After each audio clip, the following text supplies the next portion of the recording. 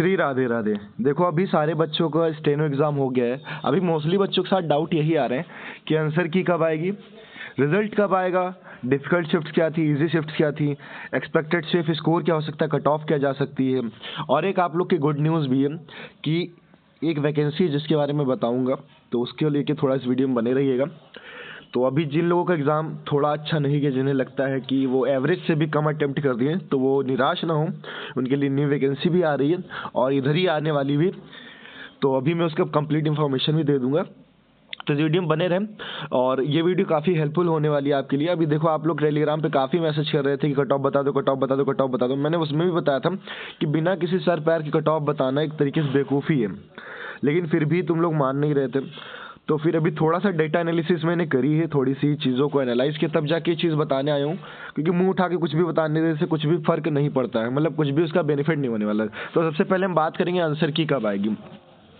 तो अगर आंसर की मैं बात करूँ, तो जैसे कि हमारा जो एसएससी का अभी तक का रिकॉर्ड रहा है, एसएससी 3 से 4 वर्किंग डेज में आंसर की दे देती है, ठीक है। अभी ये थोड़ा सा एक्सटेंड भी हो जाता है। तो अभी हम देखें इधर जो कल एग्जाम खत्म हुई, इधर 3-4 दिनों में ना संडे भी पड़ रहा है, तो इसलिए मोस्ट प्रोबेबली चांसेस ये हैं कि संडे तक तो नहीं आ सकती है। अब आने को तो आजकल में भी आ सकती है, जैसे हमने एसएससी जेई की देखी थी, 2-3 दिनों में आ गई थी, ठीक है। तो मोस्ट प्रोबेबली चांस यही कि मंडे तक आंसर की आ जानी चाहिए, ठीक है।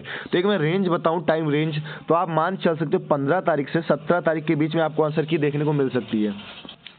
और अब इसके लिए अब तुम बार बार ये जगह जगह वीडियो देखना बंद करो, परेशान होना बंद करो। आंसर की जब आनी होगी तभी आएगी, तो टाइम वेस्ट मत करो। कल भी एक ऑडियो डाला था टेलीग्राम पे, ज़्यादा लोगों ने नहीं सुना।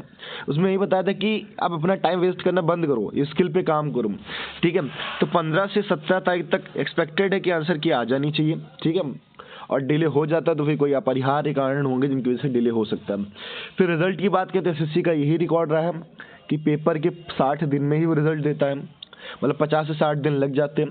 तो अभी मान के चलो कि फेब तक आपको रिजल्ट देखने को मिलेगा, ठीक है। जनवरी में इतने चांसेस नहीं है ना, तो ये मान के चलो फेब के सेकंड वीक तक आपको रिजल्ट देखने को मिल जाएगा। सेकंड वीक तक फेब के रिजल्ट आपको देखने को मिल जाएगा।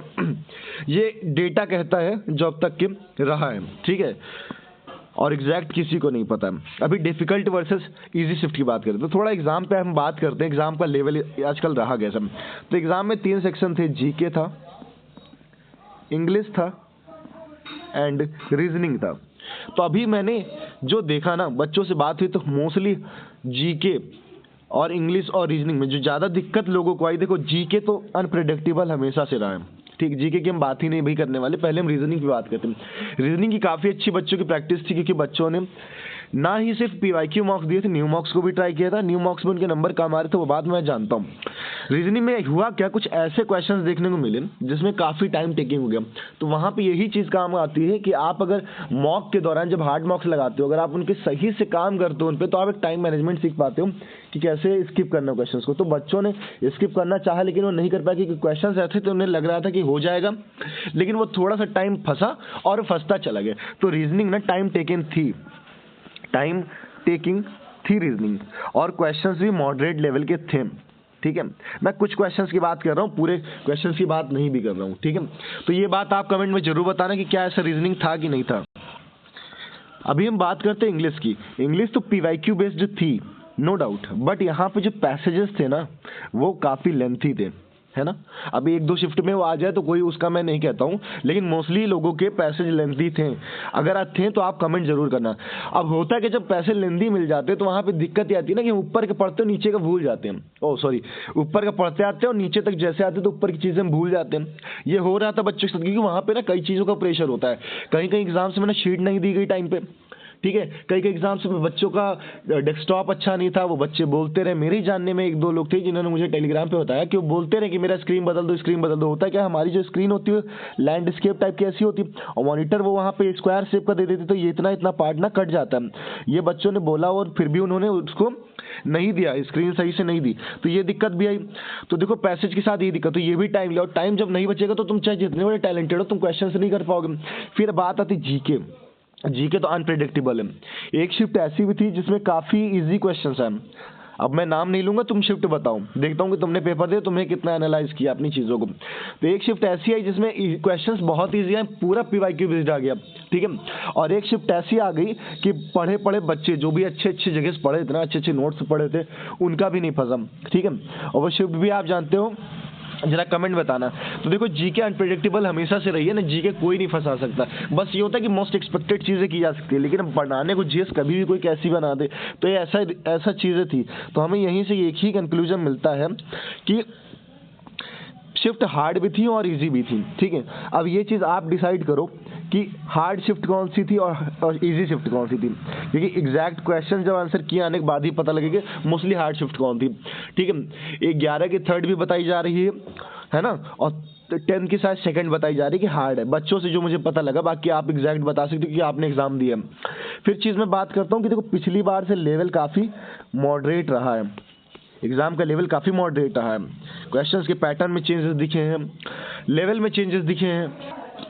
तो उसको देखते हुए अगर मैं एक्सपेक्टेड सेफ स्कोर और कट ऑफ की बात करूं, तो यहाँ पे जो सेफ स्कोर मैं बताऊंगा, अगर मान लो तुमने अटेम्प्ट की बात करता हूँ, अगर तुमने मान लो 180 तक अटेम्प्ट किए हैं, फॉर एग्जांपल मैं मान लेता हूँ 180 तक तुमने अटेम्प्ट किया और तुम्हारी अगर 80% की एक्यूरेसी है, ठीक है, तो इजीली तुम ये अपने आप को मानो तुम सेफ हो, ठीक है। और अभी देखो यार, एक्सपेक्टेड कट ऑफ बताने के तरीके से बेवकूफ़ी है, अगर कोई बता तो तुम वो सबसे बड़ा बेवकूफ़ है, क्योंकि किस बेस पे तुम कट ऑफ बताओगे, ठीक है। बताने को तो मैं भी बता दूं, ठीक है, एक्सपेक्टेड कट ऑफ तो, लेकिन ये बेवकूफ़ी है भाई, कोई मतलब नहीं है एक्सपेक्टेड कट ऑफ बताने का, लेकिन एक रेंज में बता सकता हूँ कि अगर इस रेंज में तो अपने आप को, लेकिन बात ये आती है तुम कैलकुलेट करोगे भी कैसे, क्योंकि हर बच्चे को यही लगता है ना कि उसके क्वेश्चन सही है। जैसे मैं मान लो एग्जाम्पल के लिए, जैसे ये रेंज एक बेस्ट रेंज है कि सी और डी का अगर मैं क्लासिफिकेशन करूँ, है ना, सी और डी का क्लासिफिकेशन करूँ, ठीक है।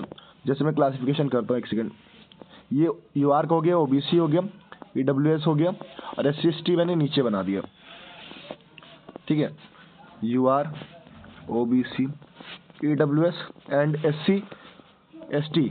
अगर मैं इस बेसिस पे क्लासिफिकेशन करूं, तो यूआर का जो मैं रेंज एक तरीके से लेके चल रहा हूं कट ऑफ का, वो मैं यही मान चलो 145 से 150 जा सकती है, ये सेफ स्कोर की मैं बात कर रहा हूँ। वहीं डी की मैं बात करूँ तो डी का मैं यही मान चल रहा हूँ 135 से 140, ठीक है। एग्जाम पैटर्न को देखते हुए, वैकेंसी को देखते हुए, और ये कोई एग्जैक्ट नहीं है भाई, ठीक है, इससे घट भी सकती है। ये मैं सेफ स्कोर बता रहा हूँ कि अगर इसके आसपास आते हो तो तुम सेफ जोन में अपने आप को मान सकते हो, ठीक है। अगर मैं ओबीसी की बात करूँ तो ओबीसी और जनरल में कोई इतना फर्क नहीं रहेगा, ओबीसी इक्वल टू यूआर होता है, बस 1 लेटर का फर्क है उसमें, इसमें 3 लेटर है ओबीसी में, उसमें 2 लेटर, तो कोई इतना ज़्यादा फर्क नहीं होता जा रहा है, यूआर ओबीसी इक्वल टू होता जा रहा है, ठीक है। इसका भी यही मान चलो 145, तो यहाँ 148 कर लो, 2 नंबर, चलो तुम्हारी खुशी के लिए मैं कम कर दे रहा हूँ, लेकिन वो सेंसलेस चीज़ है कम करना, ठीक है, कोई फर्क नहीं, दोनों इक्वल मान चलो। लेकिन ईडब्ल्यूएस में थोड़ा सा फर्क दिख जाता है, लेकिन सी में इतना फर्क नहीं दिखता है, तो सी में भी तुम मान चलो 145 टू 146, ठीक है। डी में लेकिन फर्क दिख जाता है ये ईडब्ल्यूएस में, तो यहाँ पे अगर मैं मान चलूँ तो यहाँ पे तुम लगभग अराउंड मान के चलो इसको, अगर थोड़ा सा देखा जाए तो इसको तुम मान के चल सकते हो, वही मान के चलो 130 के आसपास, है ना, 130 के अराउंड मान के चल सकते हो ईडब्ल्यूएस के लिए 130 तक। एससी एसटी की मैं बात करूँ तो एससी एसटी का तुम यही मान के चलो कि अगर तुम्हारे इसमें 130 के अराउंड आ रहे हैं तो तुम यहाँ पे भी सेफ रहोगे, और अगर यहाँ पे तुम्हारे 115 से 120 के पास आ रहे हैं तो सेफ रहो। फिर एक बार बता रहा हूँ, इसका स्क्रीनशॉट ले लो, लेकिन कोई मतलब नहीं है, फेल हो सकती है आराम से, ये कट ऑफ फेल हो सकती है जो मैं बता रहा हूँ, क्योंकि यार ये कोई सिर पैर नहीं है ना, डेटा बस यही कि पुराने डेटा को मैंने एनालाइज किया है, अटेम्प्ट्स को एनालाइज किया है, इनके बेसिस पे चीज़ मैं बता रहा हूँ कि अगर इसके आसपास हो तो सेफ हो, वरना इस चीज़ से कोई सर पैर नहीं है। और अभी भी कट ऑफ वट ऑफ देखना बंद करो, जब तक आंसर की ना आ जाए, कोई डेटा एनालिसिस ना हो जाए, तब तक कट ऑफ वगैरह मत देखो, ठीक है। थोड़ा सा हम न्यू वैकेंसी के ऊपर बात कर लेते हैं। तो न्यू वैकेंसी देखो, आरआरबी का कैलेंडर थोड़ा सा भी आउट हुआ है, जिसमें स्टेनो की इन्होंने वैकेंसी नहीं डाली, लेकिन मोस्ट प्रोबेबली चांसेस कि अभी 1-2 दिन में स्टेनो की आरआरबी की वैकेंसी का आ सकता है कैलेंडर, तो थोड़ा प्रिपेयर रहो। अगर तुम कहोगे तो आरआरबी का सिलेबस का स्ट्रेटेजी क्या है बता सकता हूँ, जिस पर तुमको जैसे मैं स्टेनो में बताया था, काफ़ी हेल्प हुई लोगों को 20 डेज की स्ट्रेटेजी से, इसका बताओगे तो मैं इसको बता सकता हूँ। और सुप्रीम कोर्ट की तो चली रही वैकेंसी, तो अब जरा तुम लोग कमेंट करना तुम पढ़ क्या रहे हो, डाल मतलब किन पे तुम टारगेट करना चाह रहे हो, तो दोनों बेस्ट वैकेंसीज को टारगेट करो, ठीक है। और कोई दिक्कत होती तो कमेंट करना, ठीक है। सभी को राधे।